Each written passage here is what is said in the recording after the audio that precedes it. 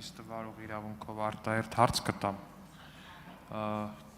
Տիկին Մանուկյան, դուք շատ եք խոսում, որ բազմաթիվ ընկերություններ եք ղեկավարել, մեծ կոլեկտիվներ եք ղեկավարել, հարցս դրանցից մեկին է վերաբերելու, մասնավորապես Tandem Payments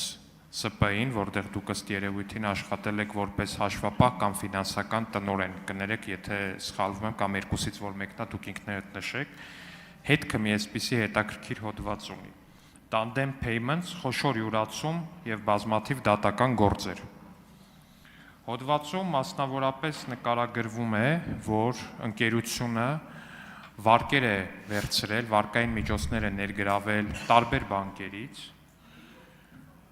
հետո այդ գումարները ինչ-որ մի կերպ, եթե չեմ սխալվում, գուցե ինչ-որ մի բան մի քիչ այս կողմ են կողմ ասեմ, այդ միջոցները ընկերության տնօրենի միջոցով կանխիկացվել են կամ փոխանցվել են նրա հաշվին, հետո ինչ-որ պահի այդ ընկերության տնօրենի նկատմամբ հայտարարվել է հետախուզում, քանի որ նա անհետացել է դատական գործի շրջանակներում, Կենտրոնական բանկը լիցենզիայից զրկել է Tandem Payments ՍՊ-ին, որի ֆինանսական տնօրենը կամ հաշվապահն եք եղել դուք։ Նաև նշեցիք, որ ընկերություններ եք ղեկավարել եւ շատ լավ տիրապետում եք, թե երբ է մարդը ձեզ մանիպուլացնում կամ ինչ-որ մի բան։ Ուզում եմ հասկանամ, դուք այդ պատմության հետ ինչ կապ եք ունեցել, դա առհասարակ ինչ պատմություն է եղել, եթե դուք այդ պատմությանը տեղյակ չեք եղել լինելով հաշվապահ կամ ֆինանսական տնօրեն, դա ուրիշ հարց է, եթե տեղյակ եք եղել, ուրիշ հարց է, մի հատ խնդրում եմ ընդհանուր լուսաբանեք ու պարզաբանեք այս պատմությունը։ Շնորհակալ եմ հարցի համար, պարոն Ալեքսանյան, Tandem Payments-ը վճարահաշվարկային կազմակերպություն էր, Կենտրոնական բանկի լիցենզիայով գործող, ովքեր մի քիչ տարիքով ավելի մեծ են, կարմիր վճարահաշվարկային տերմինալներն էին, որոնք տեղադրված էին պետական մարմիններում, անձնագրայիններում, կադաստրում եւ այլ տեղերում հիմնականում հավաքագրվում էին այդ վճարները։ Այո, ընկերությունը ուներ տրամադրված փոխառություններ, որը այդ ժամանակ գործող օրենսդրությամբ արգելված չէր։ Հետո ինչ-որ պահի Կենտրոնական բանկը փոխեց նորմատիվ, որ տրամադրված փոխառությունները սկսեցին նորմատիվային կապիտալից նվազեցվել եւ այդ կազմակերպության, ովքեր գիտեն ինչ տրամաբանությամբ են կազմվում կապիտալի նորմատիվային հաշվետվությունները, ունեցավ նորմատիվի խախտում, բացի դա կար երկու բաժնետեր մարդկանց միջև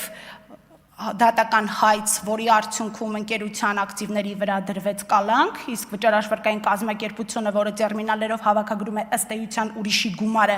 եւ պետք է ինքը ընդամենը միջնորդ է, պետք է փոխանցի շահառուներին, այդ դրված կալանքի արդյունքում չկարողացավ կատարել իր պարտավորությունները, ինձ թվում է գնահատական այդտեղ պետք է տալ, ինչքանով էր ճիշտ վճարահաշվարկային կազմակերպության տերմինալների վրա կալանք դնել։ Արդյունքում գնաց սնանկացում, կար քրեական գործ, որով անցնում էր տնօրենը, ինչպես տեսնում եք, ես այդ գործում չեմ ոչ մի կերպ ներգրավված եղել, որպես հաշվապահ, որպես այդ պահի գործող գլխավոր հաշվապահ Կենտրոնական բանկի լիցենզիայով իմ պարտականությունները կատարել եմ պատշաճ, օրենքին համապատասխան եւ դրանից հետո էլ Կենտրոնական բանկի կողմից լիցենզավորվել եմ այլ ֆինանսական կազմակերպությունների գլխավոր հաշվապահի պաշտոնում աշխատելու համար, այնպես որ առնվազն ռեգուլյատորը խնդիր կտեսներ, եթե իմ գործողություններում ինչ որ ոչ իրավաչափ բան լիներ։ Շնորհակալ եմ։ Շնորհակալություն, Տիկին Մանուկյան, անկեղծ ասած, որ գործով չեք անցել, դա ինձ առանձնապես վստահություն չի ներշնչում, ոչ միայն ձեր մասով, այլ առհասարակ այդ թվականների Սերժ Սարգսյանի ծաղկուն տարիների դատական եւ իրավապահ համակարգը ինձ վստահություն չի ներշնչում, կներեք, այնպես որ այդ գործով չանցնելը որպես արգումենտ մի բերեք, խնդրում, ես կխնդրեմ մեր գործընկերները մի հատ ուսումնասիրեն այս պատմությունը, հատկապես մասնագետ, թող հասկանան ինչի մասին է խոսքը, բայց մինչև այդ նաև ձեր խոսքում ասեցիք, որ թոշակները չէին բարձրացվում եւ բարձրացվեցին միայն նախընտրական եւ տպավորություն էր, որ բարձրացվեցին միայն նախընտրական շրջանում, որպեսզի դա ունենա իր էֆեկտը։ Տիկին Մանուկյան, դուք հավակնում եք ղեկավարել ֆինանսա-բյուջետային հանձնաժողով, ասեք 2018 թվականից ի վեր քանի անգամ է քաղաքացիական պայմանագիր կուսակցությունը բարձրացրել թոշակները եւ որքան թոշակ էր ձեր իշխանությունը որպես 2018 թվականին թողել ձեր ասելով Սերժ Սարգսյանի իշխանությունը թողել 2018 թվականին։ Պարոն Ալեքսանյան, ներողություն եմ խնդրում, քանի որ այդ ծրագրի շահառու չեմ, չգիտեմ քանի անգամ են թոշակները բարձրացվել։ Էլի գործընկերներ, մի արձագանքեք դեռ։ Ինչ վերաբերում է մեր իշխանություն, ես ինչ-որ ժամանակ իշխանության եմ եղել, չգիտեի։ Ես իշխանության չեմ եղել եւ որևէ ոչ էլ մեր խմբակցությունը, չգիտեմ, ինչ եք ակնկալում ինձանից լսել, հարցը չեմ հասկանում։ Ափսոս։ Հավանիչ տեսանյութը եւ բաժանորդագրվիչ նորությունները բաց չթողնելու համար